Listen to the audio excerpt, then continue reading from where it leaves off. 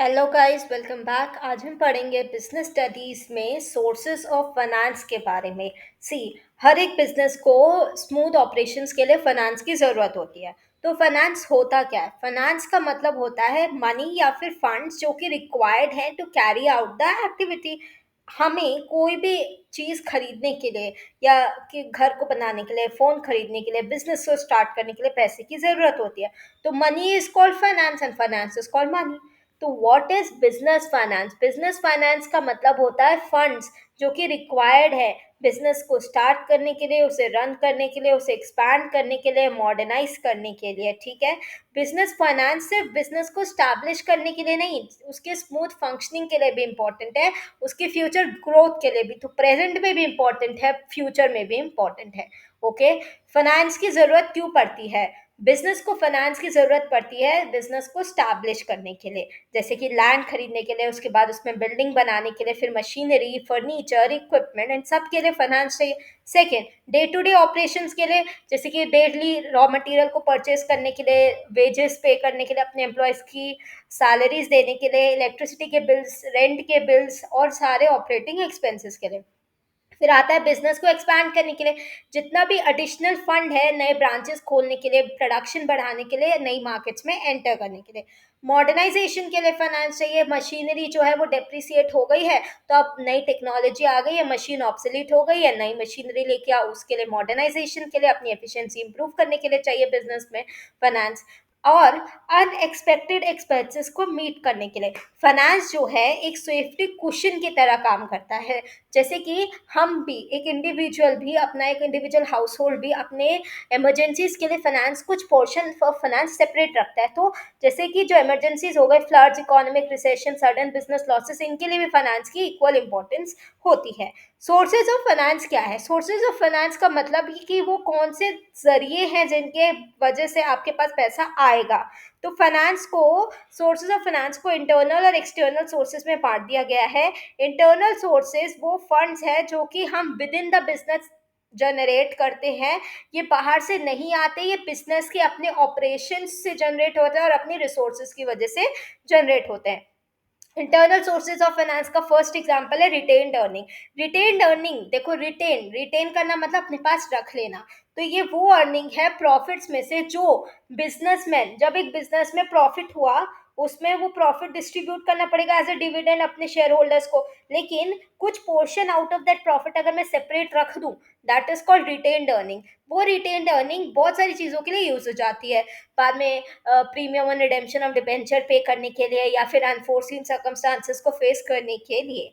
फिर अगर एसेट को बेच के कोई पैसा आया, दैट इज इंटरनल सोर्स।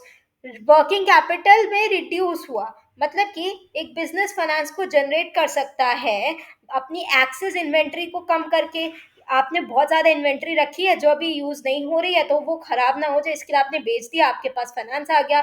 आपने आउटस्टैंडिंग डेट का कलेक्शन कर लिया, या आपने अपनी वर्किंग कैपिटल को मोर एफिशिएंटली मैनेज कर लिया, जिसकी वजह से आपके पास फाइनेंस आ गए। ये इंटरनल सोर्स ऑफ फाइनेंस के एग्जांपल थे। अब आता है एक्सटर्नल सोर्स। जो फाइनेंस हम बाहर से, आउटसाइड द बिजनेस ऑब्टेन करते हैं, उसे कहते हैं एक्सटर्नल सोर्स। जब इंटरनल फंड्स इनसफिशिएंट हो जाते हैं, पूरे नहीं पड़ते हैं, तो बिजनेस बाहर से पैसा मंगाता है और अपनी कैपिटल को रेज करता है एक्सटर्नल पार्टीज की हेल्प से। तो एक्सटर्नल सोर्सेज ऑफ फाइनेंस को भी दो पार्ट में डिवाइड किया है। एक होता है ओनर फंड, एक होता है बोरोड फंड। ओनर फंड का मतलब जो फंड ओनर ने या शेयर होल्डर ने खुद अपना बिजनेस में लगाया, ये उनका अपना फंड है। जैसे कि इक्विटी, प्रेफरेंस, रिटेन्ड अर्निंग। ठीक है, तीन टाइप के ओनर फंड हो गए। इक्विटी क्या होता है? इक्विटी शेयर सबको पता है, ये वो शेयर्स हैं जिन इक्विटी शेयर होल्डर के पास ओनरशिप राइट्स होती हैं, लेकिन इक्विटी शेयर होल्डर को डिविडेंड कंपनी की पॉलिसी के हिसाब से मिलता है। और after paying creditors and preference share holders, जब लास्ट में जो पैसा होता है वो इक्विटी शेयर होल्डर्स को मिलता है, लेकिन इनके पास ओनरशिप राइट्स होते हैं। फिर आता है प्रेफरेंस शेयर्स। प्रेफरेंस शेयर्स को एक फिक्स्ड रेट ऑफ डिविडेंड मिलता है, इन्हें प्रायोरिटी मिलती है over the equity share holder in the payment of dividend and repayment of capital. Retained earning हम समझ चुके हैं, ये वो एक्यूमुलेटेड प्रॉफिट है जो कि री इन्वेस्ट कर दिया बिजनेस में, instead of distributing to the shareholder as dividend. फिर आता है बोरोड फंड। बोरोड फंड मतलब जो मैंने किसी से बोरो किया है, एक्सटर्नल पार्टी से बोरो कर लिया है और उसको रीपे कर लिया है after specified period along with the interest. ठीक है, बोरोड फंड के एग्जांपल हो गए debentures, bank loan, financial institution, public deposits, trade credit, commercial paper, factoring, very important. ठीक है, तो सबसे पहले डिबेंचर्स। डिबेंचर का मतलब होता है लॉन्ग टर्म डेट इंस्ट्रूमेंट, जो कि एक कंपनी इशू करती है ताकि हम पब्लिक से पैसा बोरो कर पाए। डिबेंचर रिडीमेबल भी होते हैं और इरिडीमेबल भी होते हैं। इनके सेपरेट वीडियो में इनको आपको मैं आराम से कंप्लीटली सेपरेटली इंटरनल सोर्सेज को अलग से समझाऊंगे, एक्सटर्नल सोर्सेज को अलग से समझाऊंगे। ठीक है, फिर आता है बैंक लोन। बैंक लोन एक फिक्स्ड अमाउंट होता है जो कि हम बैंक से बोरो करते हैं और हमें उसे एक स्पेसिफाइड पीरियड ऑफ टाइम के बाद रीपे करना पड़ता है अलॉन्ग विद द इंटरेस्ट। फिर आता है फाइनेंशियल इंस्टीट्यूशन। ये वो ऑर्गेनाइजेशन होती हैं जो मीडियम टर्म या लॉन्ग टर्म फाइनेंस प्रोवाइड करती है किसी भी बिजनेस को। फिर आता है पब्लिक डिपॉजिट। पब्लिक डिपॉजिट वो फंड है जो कि डायरेक्टली हम पब्लिक से एक्सेप्ट करते हैं एक फिक्स्ड पीरियड के लिए और एक स्पेसिफाइड रेट ऑफ इंटरेस्ट के लिए। Trade credits. ट्रेड क्रेडिट एक फैसिलिटी है जिसमें सप्लायर बिजनेस को अलाउ करता है कि वो परचेज कर सकता है गुड्स को क्रेडिट पे, कर्जे पे, विदाउट मेकिंग इमीडिएट पेमेंट, मतलब कि बाद में पे कर सकता है और अभी गुड्स ले जा सकता है। फिर आता है commercial paper. Commercial paper unsecured short term promissory note है। अनसिक्योर्ड है, इसमें कोई सिक्योरिटी नहीं है, शॉर्ट टर्म है, जल्दी पे करना पड़ता है, प्रोमिसरी नोट है जो कि इशू किया जाता है फाइनेंशियली स्ट्रॉन्ग कंपनीज जो बहुत फाइनेंस में बहुत मजबूत हैं, वो कंपनी इशू करती हैं टू रेज फंड्स। फिर आता है फैक्टरिंग।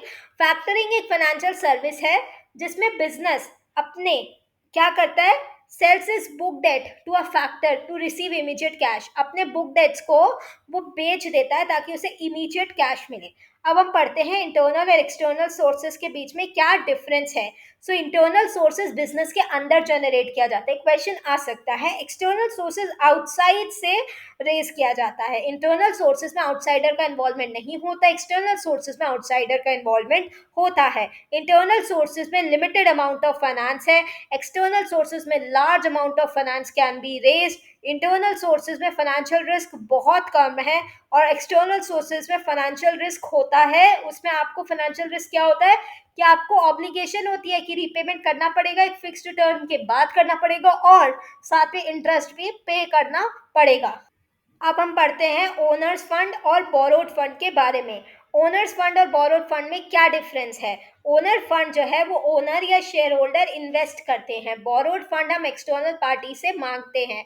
ओनर फंड में कोई रीपेमेंट का कंपल्सन नहीं होता, बोरोड फंड को रीपे करना पड़ता है स्पेसिफाइड पीरियड के बाद। ओनर्स फंड का जो रिटर्न होता है, जो कमाई होती है, वो होता है डिविडेंड और बोरोड फंड की जो कमाई होती है वो होता है इंटरेस्ट। ओनर फंड के पास वोटिंग राइट्स होते हैं, बोरोड फंड्स के पास वोटिंग राइट्स नहीं होते। ओनर्स जो होते हैं वो रिस्क को बियर करते हैं, लेकिन लेंडर्स के पास ऐसी कोई ऑब्लिगेशन नहीं होती। लेंडर्स के पास रिस्क बियरिंग के लिए उनको लाइबल नहीं किया जा सकता। डिपेंड करता है कि वो कैसे कॉन्ट्रैक्ट पे है, पर generally lenders are not liable to bear risk of any business. This was all about the sources of finance in a very short video. If you like the video and if you want to make a more comprehensive and detailed video about the internal and external sources of finance, which is much needed, please comment down. I'll make a separate video for that. As of now, bye bye.